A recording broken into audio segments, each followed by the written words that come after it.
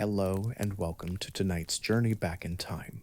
I'm so glad you've decided to join me as we explore the fascinating world of ancient Mesopotamia, focusing on what daily life was like for women in this cradle of civilization. Whether you're winding down after a long day, settling in for the night, or just need some peaceful background storytelling, you're in exactly the right place. Feel free to say hi in the comments. Let me know what time you're watching this and where you're tuning in from. I love seeing where everyone's listening from around the world. Over the next hour or so, we'll walk through the dusty streets of ancient Babylon, peek into the homes of Sumerian families, and discover the remarkable lives of women who lived thousands of years ago. We'll meet priestesses and farmers, merchants and mothers, and learn about their daily routines, their challenges, their joys, and their surprisingly modern concerns. Now, let's begin our journey by stepping back nearly 4,000 years to the banks of the Euphrates River, where the morning sun is just beginning to cast long shadows across the mud brick buildings of ancient Ur. The year is roughly 2000 BCE, and we find ourselves following Ninhursag as she begins her day. Ninhursag is a middle-class woman, married to a successful grain merchant and mother to 3 children. Her name means Lady of the Sacred Mountain, a common type of name that honored the gods and goddesses of Mesopotamia. As the first light filters through the small window of her home, Ninhursag stirs on her reed mat. The morning air carries the familiar sense of the city awakening, bread baking in outdoor ovens, animals being fed, and the distant sound of water being drawn from the community well. She stretches carefully, mindful not to wake her youngest child who sleeps beside her. The house is modest but comfortable by the standards of the time. The walls are made of sun-dried mud bricks, thick enough to keep the interior cool during the scorching summer days. The floors are packed earth, swept clean, and sometimes covered with reed mats. There are 3 main rooms: the sleeping area where the family rests, a central living space, and a small room for storing grain and household goods. Ninhursag rises quietly and wraps her woolen shawl around her shoulders. The garment is dyed a deep blue, a color that indicates her family's prosperity, since blue dye was expensive and difficult to obtain. Beneath the shawl, she wears a simple linen tunic that reaches her ankles, practical for the day's work ahead. Her first task is to check on the fire in the central hearth. In Mesopotamian homes, the fire was sacred and practical, used for cooking, warmth, and light. She carefully adds dried animal dung and wood shavings to the glowing embers, coaxing them back to life. The smell of smoke mingles with the morning air as she prepares to start cooking. From clay storage jars, Ninhursag retrieves barley flour, dates, and a small amount of sesame oil. Bread is the foundation of every meal in Mesopotamia, and she begins the familiar process of mixing and kneading dough. Her hands work the mixture rhythmically, a motion she has performed thousands of times. The barley bread will be dense and filling, nothing like modern wheat bread, but nutritious and satisfying. As she works, her mind wanders to the day ahead. Her husband will be meeting with farmers from villages upstream, negotiating the purchase of grain for their growing business.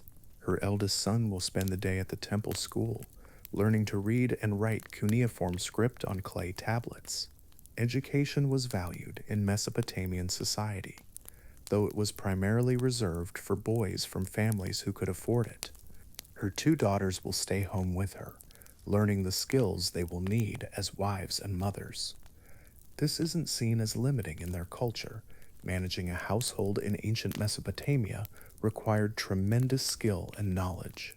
Women needed to understand food preservation, textile production, basic medicine, religious rituals, and complex household economics. The bread dough ready, Ninhursag shapes it into small flat rounds and places them on a hot stone near the fire.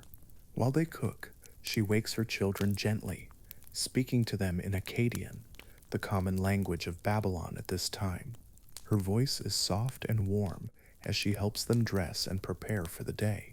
Shamash is climbing the sky, she tells them, referring to the sun god. Time to greet the morning. Her daughters, Ishara and Ninli, aged 8 and 10, help their mother prepare the morning meal. They have been learning household tasks since they could walk, not because they are forced to, but because these skills are considered valuable and important. In Mesopotamian society, women who could efficiently manage large households were highly respected. The family breakfast consists of the fresh barley bread, dates, and a porridge made from barley and milk. They eat with their hands, using pieces of bread to scoop up the porridge. Clay cups hold a weak beer, the common drink for both adults and children, since it was safer than water and provided nutrition. As the sun rises higher, the sounds of the city grow louder. Merchants calling out their wares, children playing in the streets, animals being led to pasture, and the constant background hum of thousands of people beginning their daily routines. After breakfast, Ninhursag's husband, Enlil Bani, prepares to leave for his business meetings. Before he goes, they discuss household matters and the day's plans. This conversation reveals something important about women's roles in Mesopotamian society. They were not silent or invisible in family decisions. The wool merchant will come today. Ninhursag tells her husband, I want to buy enough to make winter cloaks for the children, and perhaps a new tunic for you. Use your judgment. And Lobani replies, You know quality better than I do. This exchange illustrates an important aspect of women's lives in ancient Mesopotamia. While society was patriarchal, women often had significant practical authority, especially in areas considered their expertise. A woman like Ninhursag would be trusted to make important purchases, manage household finances, and make decisions about child rearing and education. After her husband leaves, Ninhursag begins her work with textiles. In ancient Mesopotamia, creating cloth was almost entirely women's work, and it was highly skilled labor. She has been spinning thread and weaving fabric since childhood, and her expertise is well known in the neighborhood. She settles at her loom, a wooden frame that holds the vertical threads taut while she weaves the horizontal threads through them.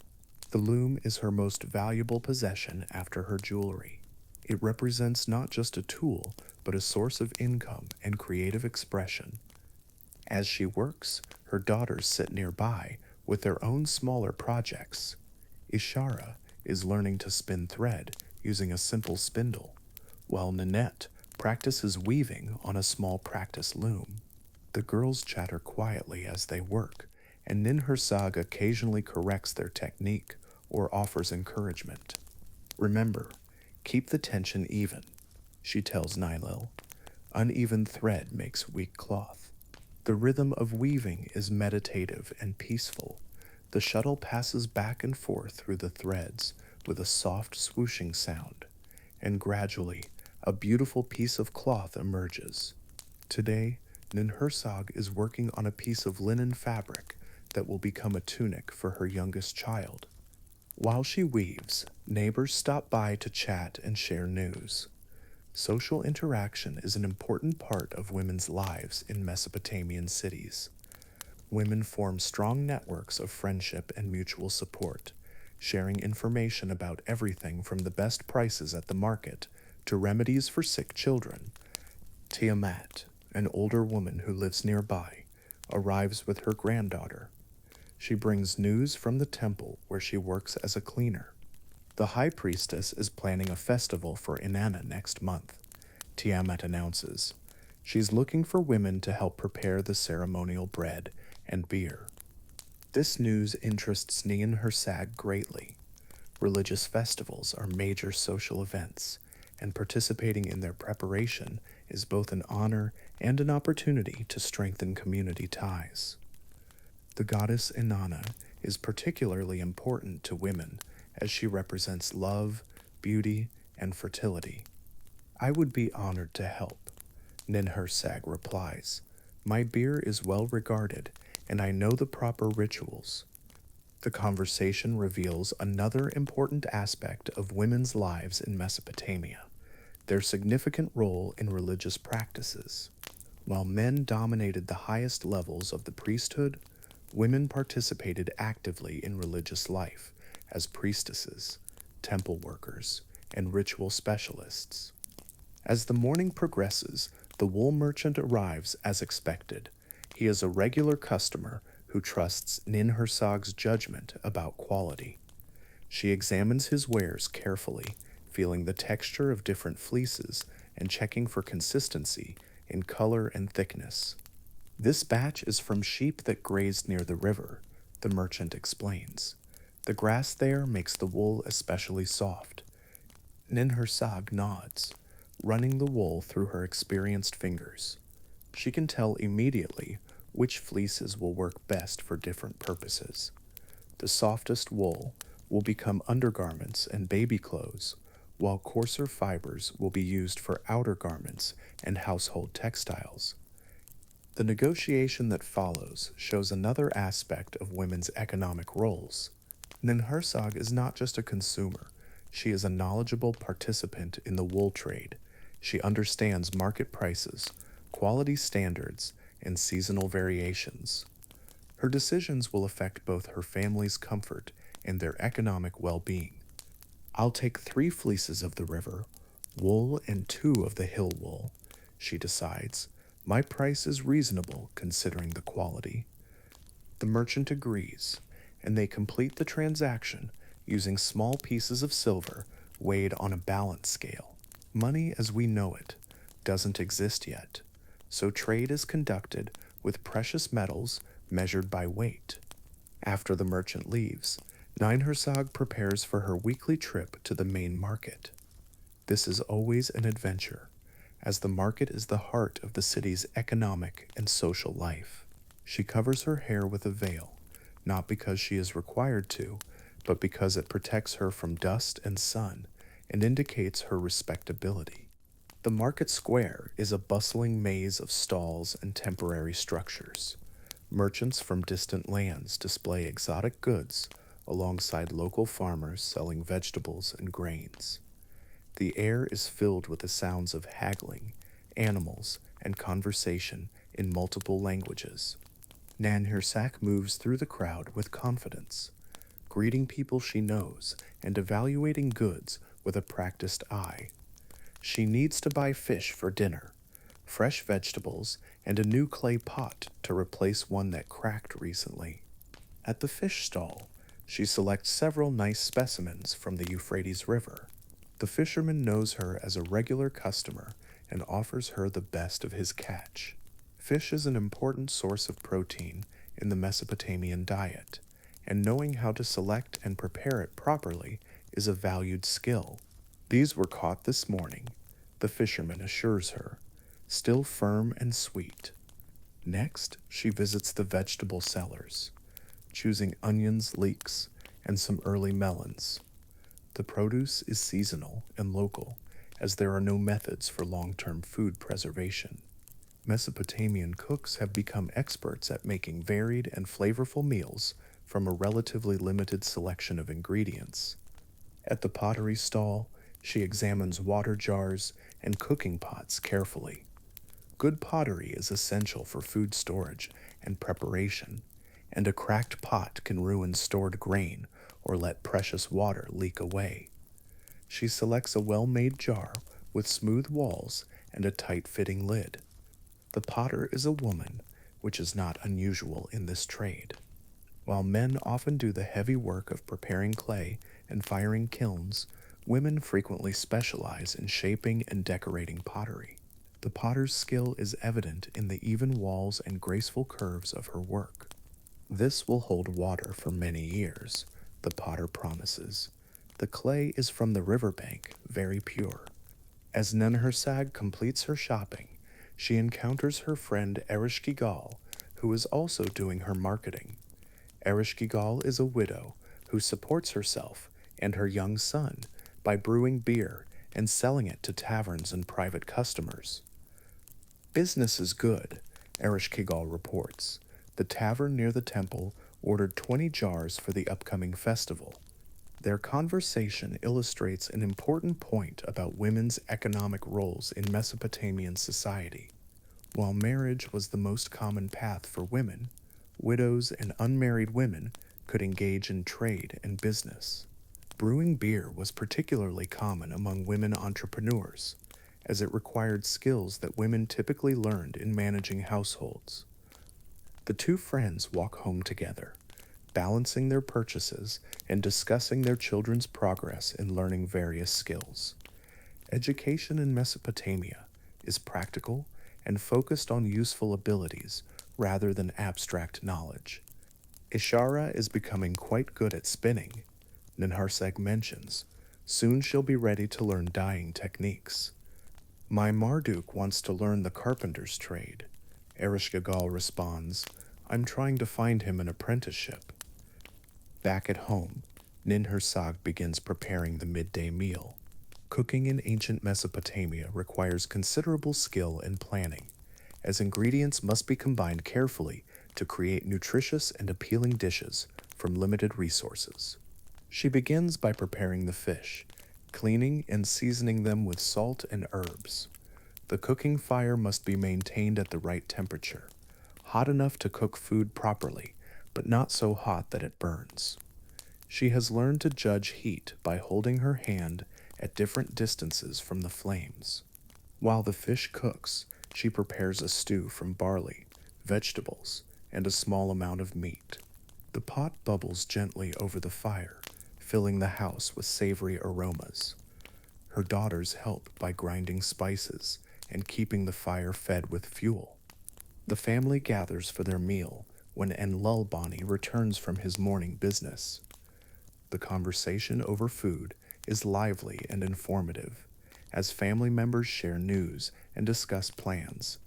The grain harvest looks good this year, Enlulbani reports. Prices should be stable, which is good for our business. Tiamat mentioned there will be work at the temple festival. Ninhursag adds, I'd like to participate if you agree. Of course, her husband responds. Temple work brings honor to our family. This exchange again shows the collaborative nature of many Mesopotamian marriages.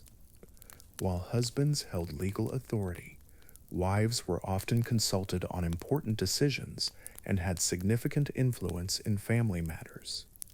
After the meal, the afternoon heat becomes intense and the family retreats indoors for rest. This is the common pattern in Mesopotamian cities, where the midday sun makes outdoor work difficult and sometimes dangerous. Ninhursag uses this quiet time to work on more delicate tasks that require good light, but not physical exertion. She is embroidering decorative patterns on a ceremonial garment that will be worn during religious festivals. The work is intricate and beautiful, using colored threads to create geometric designs and stylized animals. Embroidery and textile decoration were highly valued arts in Mesopotamian culture. Women who could create beautiful decorated cloth were sought after as wives and could earn good incomes from their skills. The patterns Ninhursag is creating have religious significance as they represent protective symbols and honor various deities. As she works, she tells her daughters stories about the gods and goddesses, mixing religious instruction with entertainment. These stories serve multiple purposes. They teach religious beliefs, moral lessons, and cultural values, while providing enjoyment.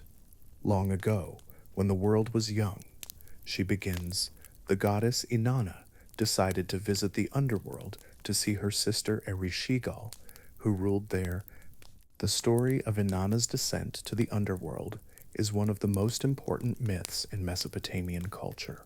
It explains the changing seasons and teaches about the cycle of life and death. But for Ninhursag's daughters, it's also an exciting adventure story about a brave goddess who faces terrible dangers. As the afternoon progresses, the temperature begins to cool, and people venture outside again. Ninhursag needs to visit the communal ovens to do some baking that requires more heat than her home hearth can provide. The community ovens are located in a central courtyard and are shared by several families. Women take turns using them, and the area becomes a social center where news is exchanged and friendships are maintained. Today, Ninhursag is baking bread for the week ahead, along with some sweet cakes made with dates and honey for a special occasion. The ovens are hot enough to bake multiple batches, so she has prepared enough dough to last several days. While waiting for her bread to bake, she chats with other women about various topics. Conversation ranges from practical matters, like food prices and weather, to more personal subjects, like children's marriages and family news. My nephew is getting married next month, mentions Shemhut, a neighbor. The bride's family is asking for a good dowry. This leads to a discussion about marriage customs and expectations. In Mesopotamian society, marriages were typically arranged by families, but young people's preferences were often considered. Dowries were common, but they served as financial security for women, rather than simply payments to the groom's family. A wise father provides well for his daughter's marriage. Ninhursag observes, it protects her if times become difficult. The conversation reveals the complex realities of women's economic situations in ancient Mesopotamia. While women had fewer legal rights than men, they did have some protections and forms of security. A dowry remained a woman's property and could provide income or support if she became widowed or divorced. As evening approaches, families begin gathering for their main meal of the day. Ninhursag returns home with her fresh bread and begins preparing dinner. Tonight's meal will be more elaborate than usual because her husband has invited a business associate to join them. The guest is a merchant from the city of Mari, far to the northwest.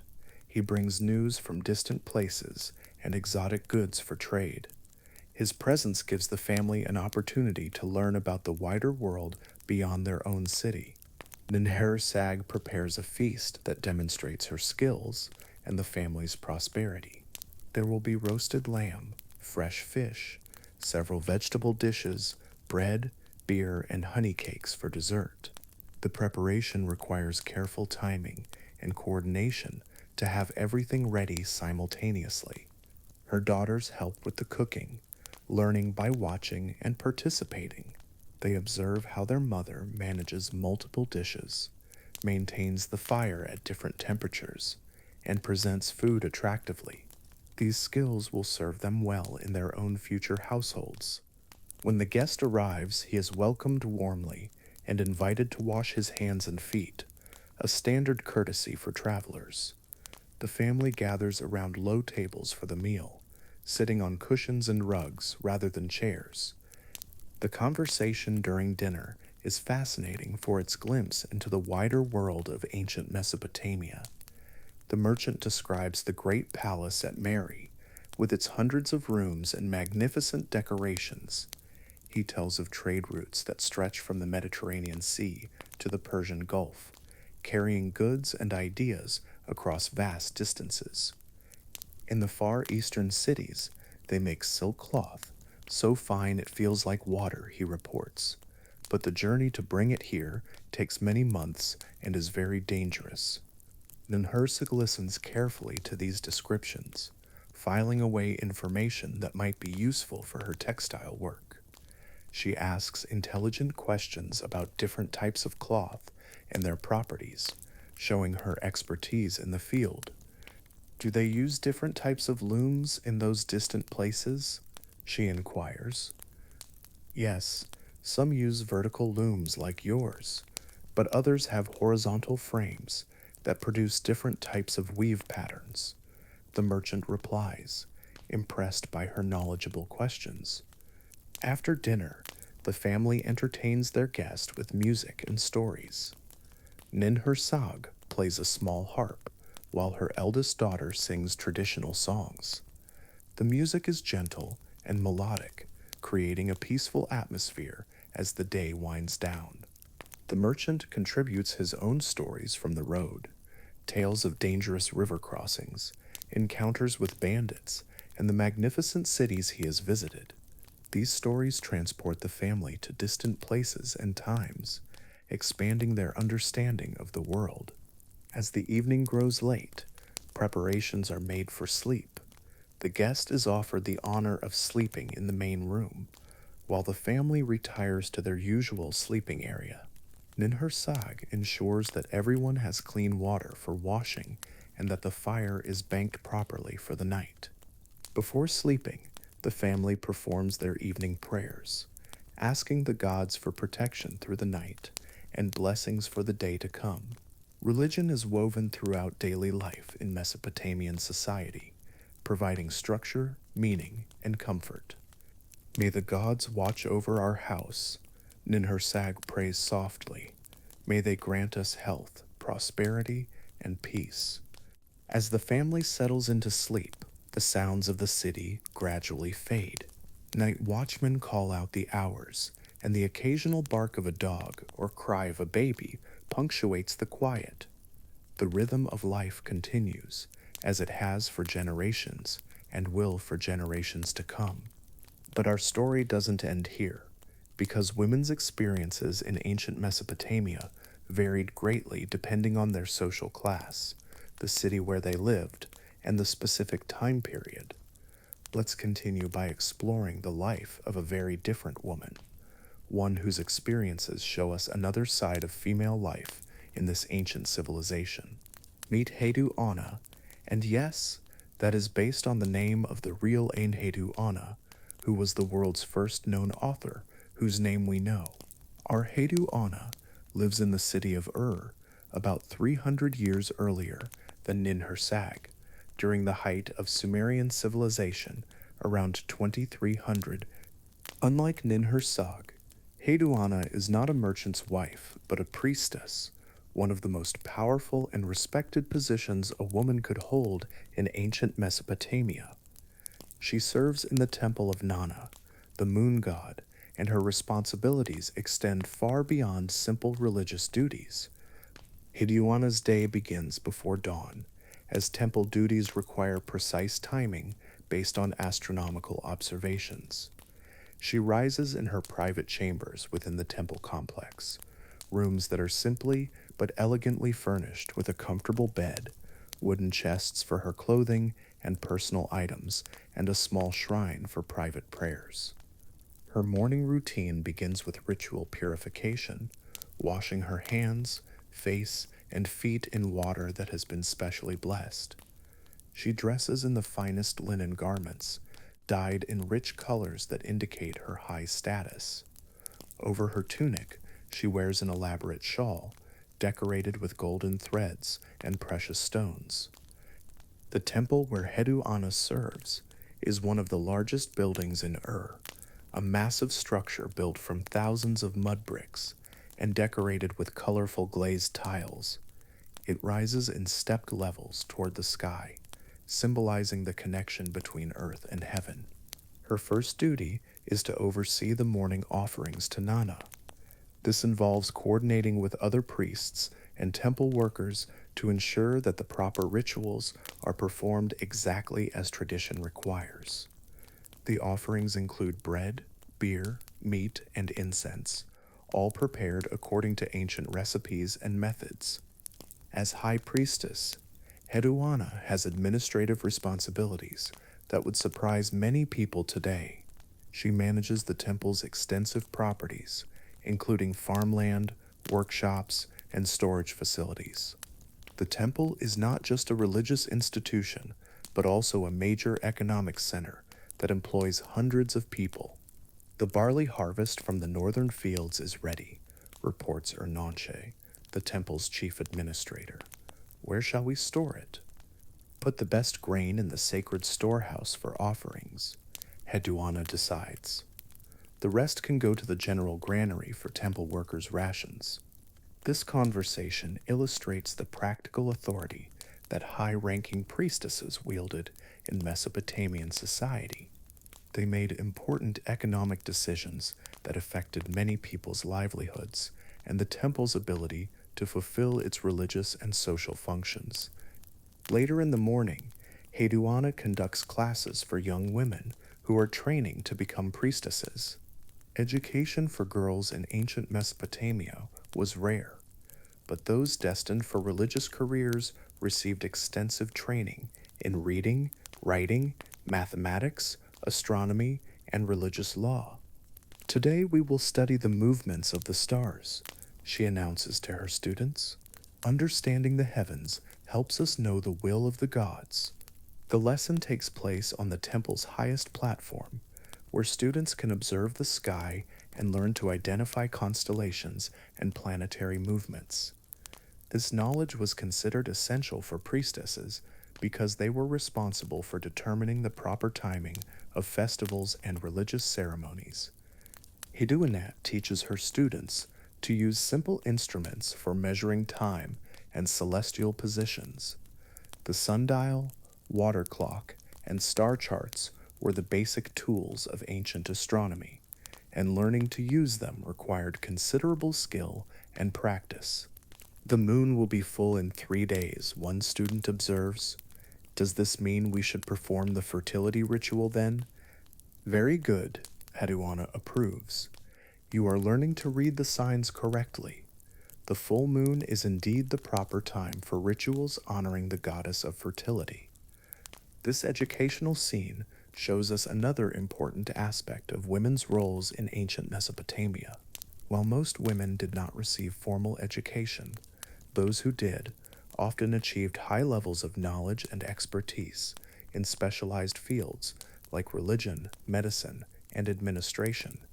After the astronomy lesson, Heduana spends time in the temple's library, a collection of thousands of clay tablets containing religious texts, legal documents, and literary works.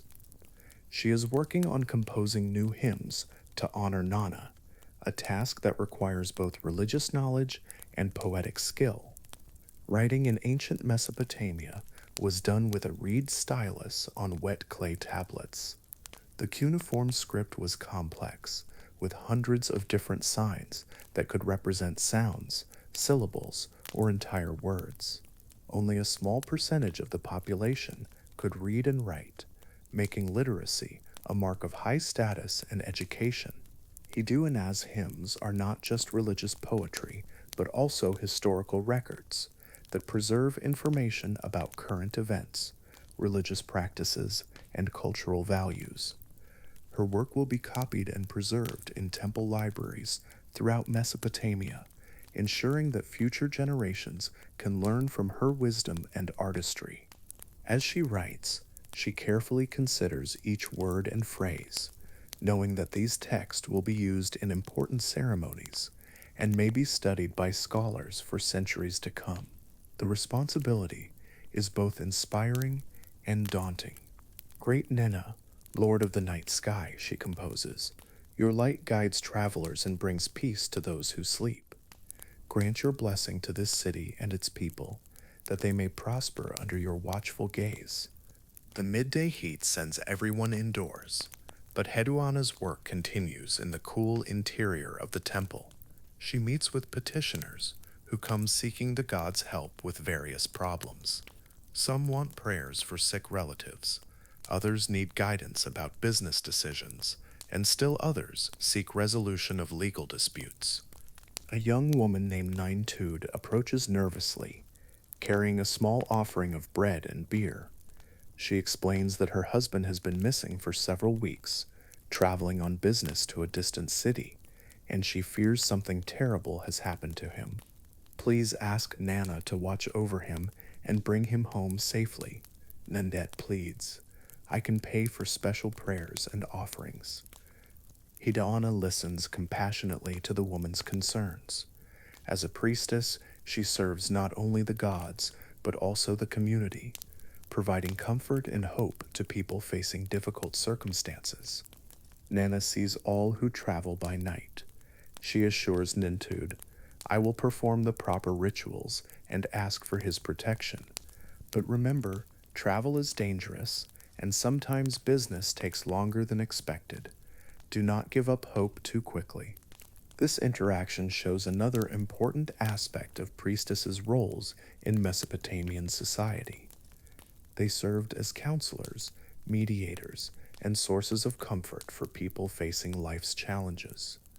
The temple was not just a place of worship, but also a community center where people could seek help and support.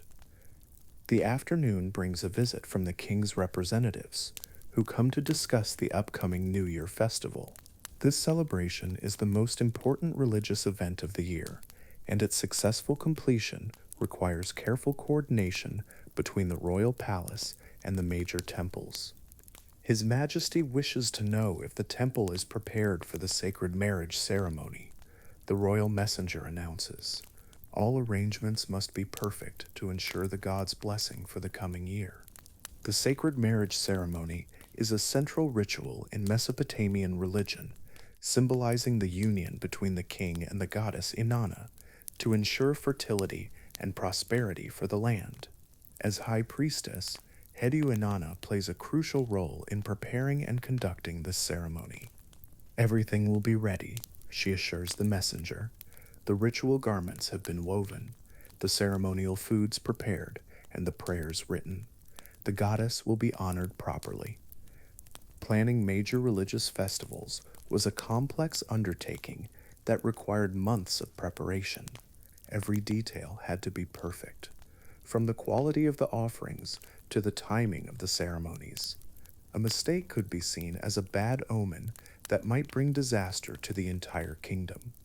As evening approaches, Hedu Anna participates in the daily sunset ritual, joining other priests and priestesses in prayers and offerings as Nana begins his nightly journey across the sky.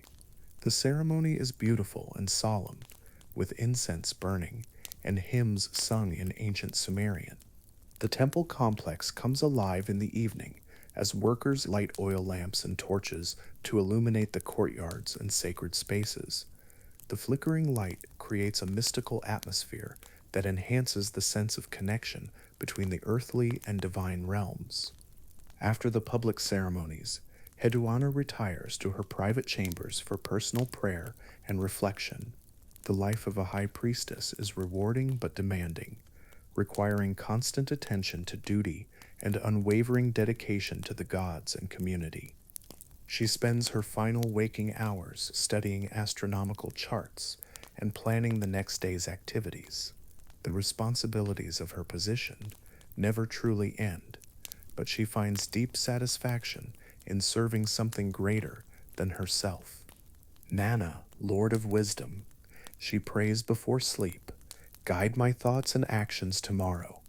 Help me serve you and your people with wisdom and compassion. As Heduanna drifts off to sleep, her mind is filled with the complex rhythms of temple life, the needs of her students and community, and the eternal mysteries of the divine realm she serves. But the experiences of women in ancient Mesopotamia extended far beyond the lives of merchant wives and priestesses. Let's explore the world of Kubaba, a widow who runs a tavern in the bustling commercial district of Babylon around 1800 BCE. Kubaba inherited her tavern from her deceased husband, but she has expanded the business through her own skills and determination.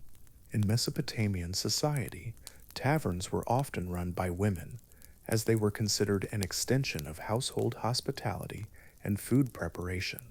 Her tavern occupies the ground floor of a two-story building, with living quarters upstairs for herself and her teenage daughter. The main room is furnished with low tables and benches where customers can sit to eat and drink.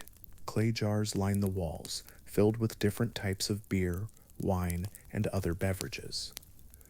Kubaba's day begins early as she prepares for the customers who will arrive throughout the day. Beer is the most popular drink, as it is nutritious, relatively safe, and available in various strengths and flavors.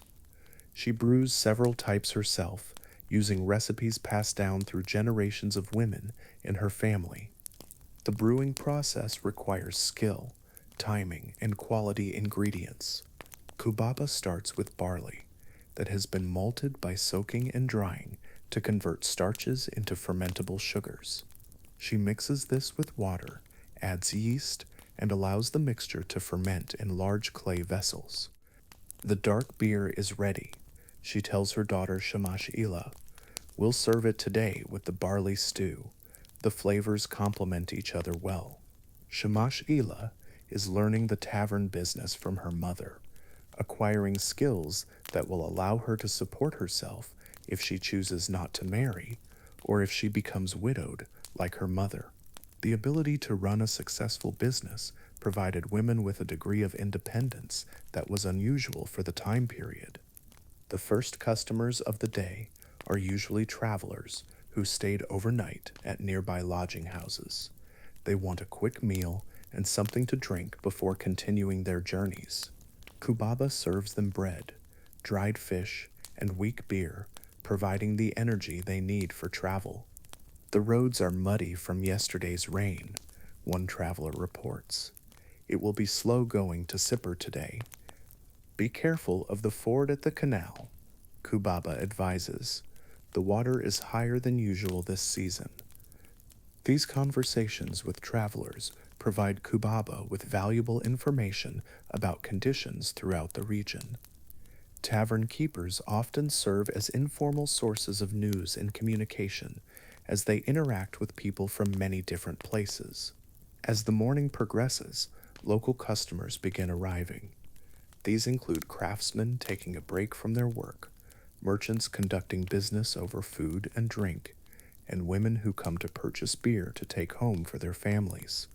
One regular customer is Hammurabi Ely, a bronze smith whose workshop is nearby. He often brings his apprentices to the tavern for their midday meal, as Kubaba's cooking is well regarded in the neighborhood. "What do you have for us today?" Hammurabi Ely asks. "The boys have been working hard and need good food." "Fresh fish stew with onions and garlic," Kubaba replies, "and barley bread that's still warm from the oven. I'll give you the strong beer. It's good for men who work with fire and metal." The interaction between Kubaba and her customers reveals important aspects of urban life in ancient Mesopotamia. Neighborhoods were communities where people knew each other well and maintained ongoing relationships based on mutual respect and shared interests. During the afternoon, Kubaba takes time to visit the market to purchase supplies for her tavern. She needs fresh fish, vegetables, and grain, as well as oil for the lamps and fuel for cooking fires. Her reputation as a successful business owner gives her influence with suppliers and access to quality goods. At the fish market, she selects the best specimens available, using her experienced eye to judge freshness and quality. The fisherman knows her as a good customer who pays promptly and recommends his products to others. "These were caught at dawn in the deep pools below the city," he tells her, "very fresh and sweet, perfect for stewing." Her business relationships extend beyond simple buying and selling to include mutual support and information sharing. When suppliers face difficulties, Kubaba may offer assistance or flexible payment terms. When she needs special items or services, her network of business contacts helps her find solutions. Returning to the tavern, Kubaba begins preparing the evening meal. This is the busiest time of day as workers finish their jobs and gather to relax with friends and colleagues. The tavern becomes a social center where news is shared, business deals are made, and friendships are maintained. The evening crowd is diverse, including craftsmen, small merchants, temple workers, and government clerks. They come not just for food and drink, but for companionship and entertainment. Kubaba's tavern has a reputation as a respectable establishment where people can enjoy themselves without worry about trouble or disorder. "Did you hear about the new trade agreement with the northern cities?"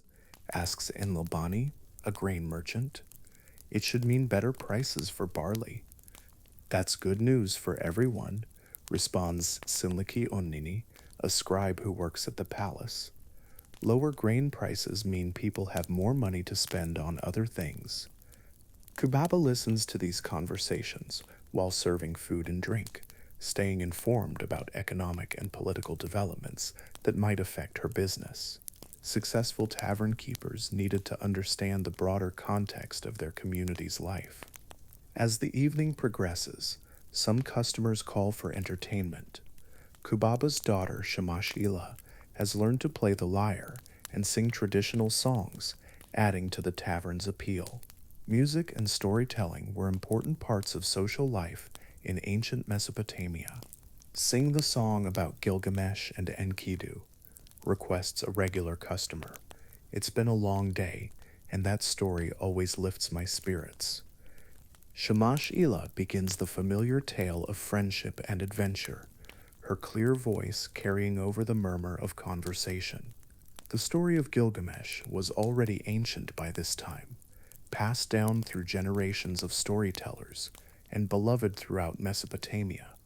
The music creates a peaceful atmosphere as the day winds down.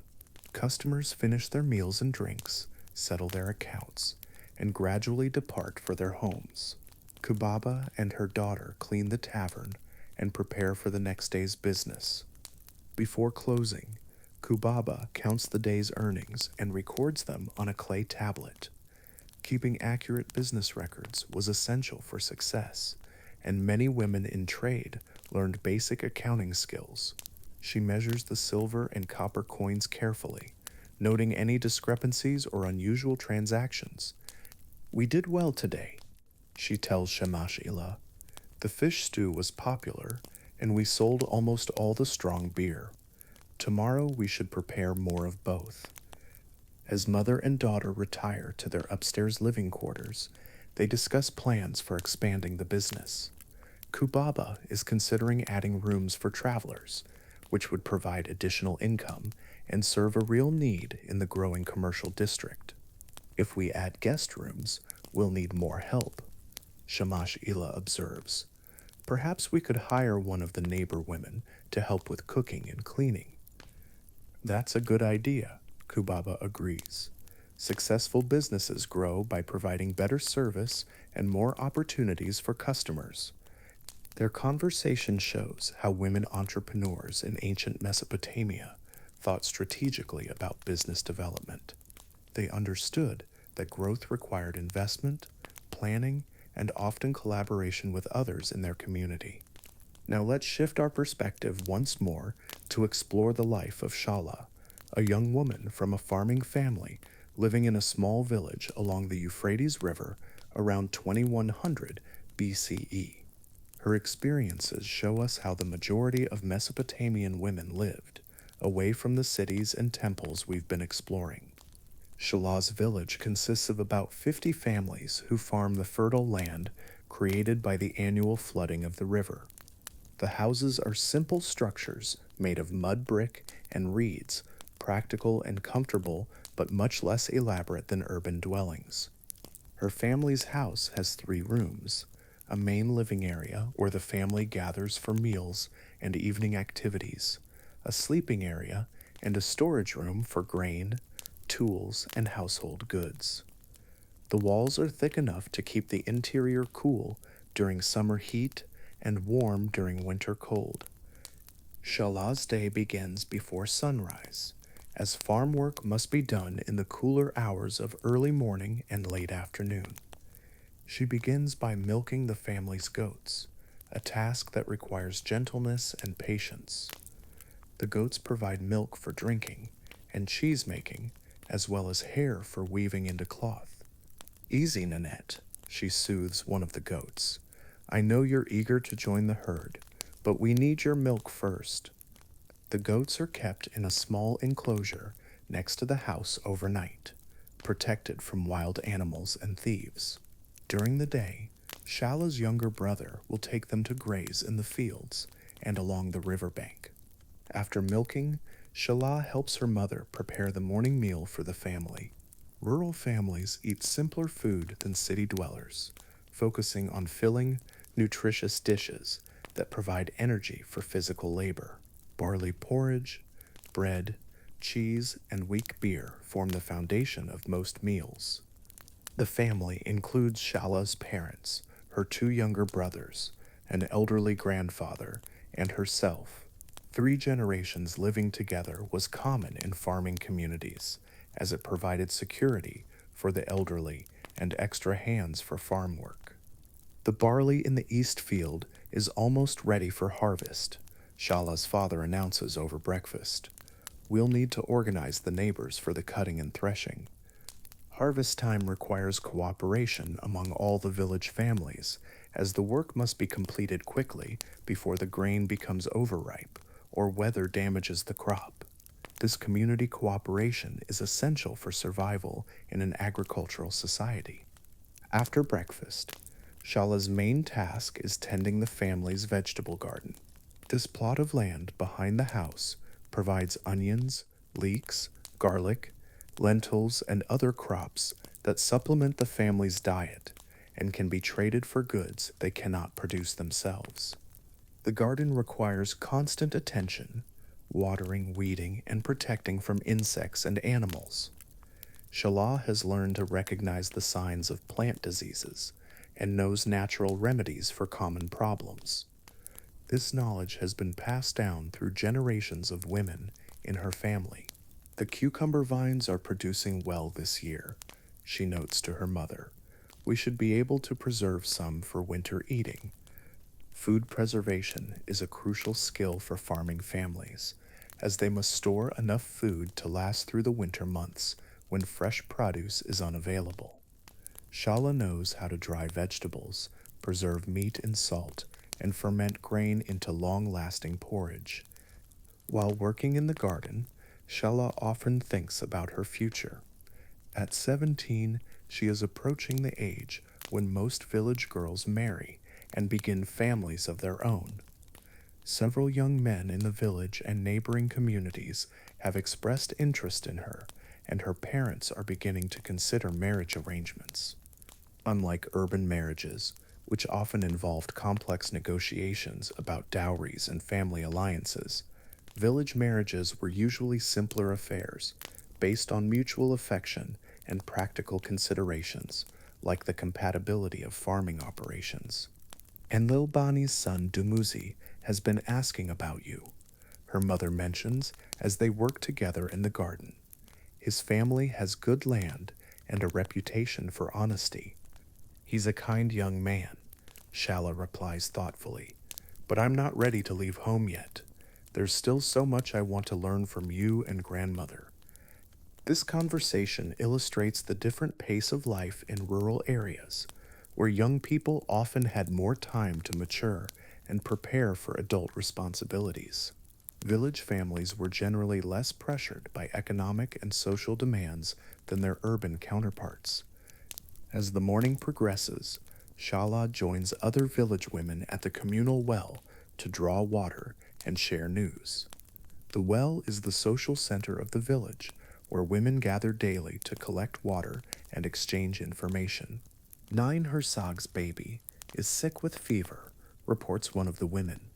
She's asking if anyone knows remedies for bringing down high temperature. My grandmother used willow bark tea, suggests another woman. Brew it weak and give small amounts frequently. These conversations show how village women shared knowledge about medicine, child care, and household management. In rural areas, women often served as informal healers and midwives, using traditional remedies passed down through generations. Shala listens carefully to these discussions, storing away information that may be useful in her own future household. The accumulated wisdom of village women represents a valuable resource for dealing with the challenges of rural life. After returning home with water, Shala spends the late morning working on textile production. Her family raises sheep and goats, and processing their wool and hair into cloth is a major part of her responsibilities. Today she is working at the spinning wheel, converting raw wool into thread that can be woven into fabric. The work is meditative and rhythmic, allowing her mind to wander while her hands perform the familiar motions. The thread she produces will be used for various purposes. Some will be woven into clothing for the family, some will be made into blankets and household textiles, and some will be traded to merchants for goods the family cannot produce themselves. Your thread is getting very even, her mother observes approvingly. Soon you'll be ready to learn the more complex weaving patterns. Mastering textile production was essential for young women in farming communities, as cloth was one of the most valuable commodities they could produce. A woman who could create high-quality textiles had economic security and social status. The midday heat drives everyone indoors for rest and quiet activities. Shayla uses this time to help her grandmother with food preparation for the evening meal. The older woman is teaching her granddaughter traditional recipes and cooking techniques. When you prepare lentil stew, always add the onions first, her grandmother instructs. Let them cook until they're golden, then add the lentils and water. The flavor will be much better.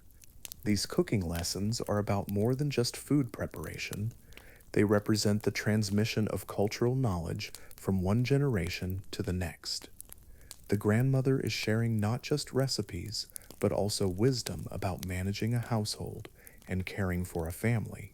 As they work together, the grandmother tells stories about her own youth and marriage, providing Shala with insights into what adult life might hold. These stories often contain practical advice disguised as entertainment. When I was first married, I burned the bread almost every day. The grandmother chuckles. Your grandfather was very patient, but I was determined to learn. By the end of the first year, I could bake bread as well as anyone in the village. In the late afternoon, as the temperature begins to cool, Shala joins her family in the fields to help with farm work. During harvest season, everyone participates in bringing in the crops that will sustain the family through the winter. Today they are harvesting barley, using bronze sickles to cut the grain stalks. The work is physically demanding but satisfying, as each bundle of grain represents security and prosperity for the family. Cut low on the stalk, her father instructs. We need as much straw as possible for the animals' winter feed. The rhythm of harvesting is ancient and unchanging. The bend and cut, gather and bundle, move and repeat. Multiple generations of Shala's family have performed these same motions in these same fields, creating a deep connection to the land and the cycles of nature. After the grain is cut, it must be transported to the threshing floor, where it will be separated from the stalks and winnowed to remove chaff.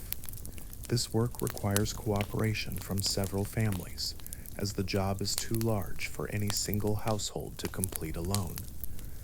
Tomorrow we'll help Enlilbani's family with their harvest, Shala's father announces. Then they'll help us finish ours.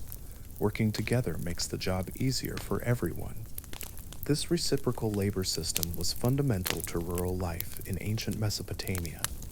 Families depended on each other for support during busy seasons and times of crisis, creating strong bonds within village communities. As evening approaches, the family gathers for their main meal of the day. The food is simple but abundant, reflecting the agricultural lifestyle that provides basic necessities but few luxuries. Tonight's dinner includes fresh bread, cheese from their goats, vegetables from the garden, and barley beer brewed by Shala's mother. The meal is accompanied by lively conversation about the day's work and plans for the harvest. The grain looks good this year, Shala's father observes with satisfaction. If the weather holds, we should have enough to trade for the things we need and still have plenty left for winter. After dinner, the family relaxes in the courtyard outside their house, enjoying the cool evening air. Shala's grandfather tells stories about the old days, while her mother works on mending clothes by lamplight. These peaceful evening hours provide time for the family to bond and share their experiences. Without the distractions of urban life, rural families often developed close relationships and strong traditions that were passed down through generations. Tell us about the Great Flood, one of Shala's brothers requests. The one that happened when you were young. The grandfather begins the familiar story, describing how the river rose higher than anyone had ever seen, flooding the fields and forcing families to take refuge on higher ground. It's a story about survival, community cooperation, and the power of nature. As the evening progresses and the stars appear in the clear sky, thoughts turn to the next day's work. Farm life follows the rhythms of nature, with each season bringing its own tasks and challenges. Tomorrow we'll finish the barley harvest, Shala's father plans aloud. Then we can start preparing the fields for the winter planting. The cycle of agricultural life is endless, but comforting in its predictability. Each year brings the same sequence of planting, tending, harvesting, and preparation for the next season.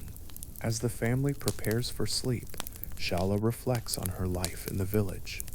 It's a simple existence compared to the complexity of city life, but it provides security, community, and connection to the natural world that many urban dwellers lack. Before sleeping, the family performs their evening prayers, asking the gods for protection through the night and blessing for the coming day. Religion in rural areas is often more focused on practical concerns like weather, crops, and animal health than the elaborate rituals of urban temples. Great Enlil, Lord of the Earth, Shala's father prays, protect our fields and animals. Grant us good weather for the harvest and keep our family healthy and safe. As Shala drifts off to sleep on her reed mat, her mind is filled with the sounds of the countryside, the gentle lowing of cattle, the chirping of insects, and the distant sound of the river flowing through the darkness. Her life represents the experience of countless women in ancient Mesopotamia, women who lived close to the land, worked hard to support their families, and found satisfaction in simple pleasures and enduring traditions. But not all women in ancient Mesopotamia enjoyed the relative security of merchant families, the prestige of priestesses, or the community support of village life. Let's explore the more challenging existence of Gemenlila, a servant in a wealthy household in the city of Babylon around 1750 BCE. Gemenlila's name means servant of Enlila, indicating her status from birth. She was born into slavery, her parents having been captured during a military campaign against a neighboring city. Her life illustrates the harsh realities faced by those at the bottom of Mesopotamian society.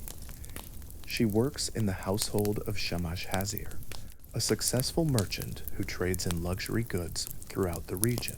The house is large and elaborate, with courtyards, gardens, and rooms for different functions. Managing such a household requires numerous servants with various skills and responsibilities. Gemenlila's primary duties involve food preparation and serving, but she also helps with cleaning, laundry, and caring for the family's young children. Her day begins before dawn and ends long after the family has retired for the night. Her first task each morning is to start the fires in the kitchen and begin preparing bread for the household's breakfast. The kitchen is located in a separate building to reduce the risk of fire spreading to the main house, and it contains multiple ovens, storage areas, and preparation surfaces. The master wants fresh fish for today's meal, announces Belacheri, the head cook. Take silver from the household funds and go to the market early to get the best selection. This instruction shows that despite her low status, Gemenlila is trusted with important responsibilities. Servants in wealthy households often developed specialized skills and could be given significant autonomy in their areas of expertise. At the market, Gemenlila moves quickly and efficiently through the crowds. her experience helping her identify the best merchants and freshest products. She haggles skillfully over prices, knowing that she will be held accountable for how she spends the household's money. These fish were caught yesterday evening, the fisherman claims, still fresh and firm. Geminlila examines the fish carefully, checking their eyes, gills, and smell to verify their freshness. Her training has taught her to recognize quality and avoid being cheated by dishonest merchants. Returning to the house, she begins the complex process of preparing the day's meals. The wealthy merchant's family expects elaborate dishes that demonstrate their prosperity and social status. This requires considerable skill and creativity on the part of the kitchen staff. Prepare the fish with almonds and honey, Beilat Seri instructs. The master is entertaining guests from Assyria, and he wants to impress them with our cooking. The preparation involves multiple steps: cleaning and filleting the fish, preparing a sauce from ground almonds and honey, arranging everything attractively on serving dishes, and timing the cooking so everything is ready simultaneously. While working, Geminlila thinks about her life and future. As a slave, she has few legal rights and little control over her circumstances. However, she has learned valuable skills that might eventually lead to better opportunities. Some slaves in Mesopotamian society were able to earn money through their work and eventually purchase their freedom. Others married free men and gained improved status through their relationships. A few exceptionally talented slaves became trusted administrators or even adopted into wealthy families. You're becoming quite skilled at cooking, Beilat Seri observes. Perhaps in time you could become head cook in a smaller household. This comment gives Geminlila hope for a better future. In Mesopotamian society, social mobility was possible, though difficult. A slave who developed valuable skills and gained the trust of employers might eventually improve her circumstances. The morning meal preparation complete, Geminlila turns to other duties around the household. She helps with laundry, washing the family's clothes and linens in large clay basins and hanging them to dry in the courtyard. Laundry in ancient Mesopotamia was labor-intensive work that required strength and skill. Different fabrics needed different treatment, and maintaining the quality of expensive textiles was essential for preserving the family's image and wealth. Be careful with the master's ceremonial robe, warns another servant. The gold threads are delicate and can be damaged easily.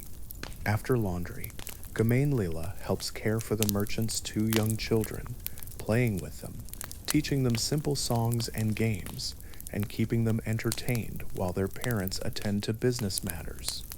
Despite her status as a servant, she develops genuine affection for the children and takes pride in helping them learn and grow. The children, too young to understand social distinctions, treat her with the natural friendliness of youth. Tell us the story about the brave princess, 4-year-old Ishtar Lamasi requests, the one who saves the city from the dragon. Geminlila tells the familiar tale, using different voices for the characters and gestures to make the story come alive. These moments of joy and creativity provide relief from the harder aspects of her daily life. In the afternoon, she assists with receiving and serving guests who come to the house on business. Mesopotamian hospitality required that visitors be treated with courtesy and offered food and drink, regardless of the purpose of their visit. Serve the good beer to the men from Mari, the merchant instructs. They're important trading partners, and I want them to feel welcome. Geminlila moves gracefully through the reception room, offering refreshments and ensuring that guests are comfortable. Her demeanor is respectful, but not servile, as she has learned that confident service often earns more respect than obvious deference. The conversations she overhears while serving provide insights into the wider world of trade and politics. Merchants discuss market conditions, political developments, and opportunities for profitable ventures. This information helps her understand the economic forces that shape her world. The new trade route through the northern mountains is proving very profitable, one merchant reports. Goods from the eastern kingdoms are in high demand here. Evening brings the day's most elaborate meal, as the merchant family dines with their guests. Gemma and Leela and other servants work together to present multiple courses, each prepared to perfection, and served with appropriate ceremony. The meal demonstrates the wealth and sophistication of the household, with dishes that combine local ingredients with exotic spices and cooking techniques. The presentation is as important as the flavor, with food arranged artistically on decorated serving vessels. After the guests depart, Gemma and Leela helps clean up from the evening's entertainment. The work is tiring after a long day, but she takes satisfaction in maintaining the high standards expected in the household. "You did well tonight," Belitsari acknowledges. The guests complimented the food, and the master was pleased with the service. This recognition means a great deal to Gemma and Lila, as positive feedback from employers could lead to better treatment and opportunities for advancement. In her position, small victories and gradual improvements were the best she could hope for. Before retiring to the servants' quarters, she has a brief opportunity to visit with other household slaves.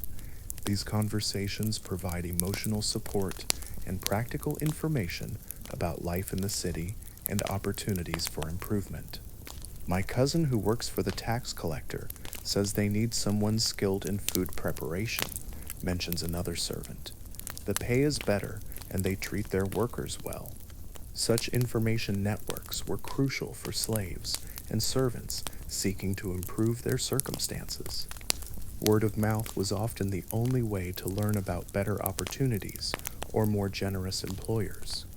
As Gemolila settles down to sleep on her simple mat in the servants' quarters, she reflects on her life and dreams of a better future. Despite the hardships of her current situation, she maintains hope that her skills and determination will eventually lead to greater freedom and security. Her story represents the experiences of thousands of women in ancient Mesopotamia who faced difficult circumstances but found ways to survive, adapt, and sometimes even thrive despite the limitations imposed by their social status. Now, as our journey through the lives of Mesopotamian women draws to a close, let's take a moment to reflect on what we've learned about these remarkable people who lived so long ago, yet faced many of the same challenges and joys that women experience today. From the comfortable life of Ninhursag, the merchant's wife, to the spiritual authority of Hedu Anna, the priestess. From the entrepreneurial success of Kubaba, the tavern keeper, to the simple dignity of Shala, the farmer's daughter, and finally, to the resilient hope of Gama and Lila, the servant. We've seen how women in ancient Mesopotamia adapted to their circumstances and found meaning in their lives. These women lived in a world very different from ours, yet their fundamental concerns were remarkably similar to those of women today. They worried about their children's futures, worked to support their families, sought respect and recognition for their contributions, and dreamed of better lives for themselves and their loved ones. What strikes us most about these ancient women is their resilience, creativity, and determination.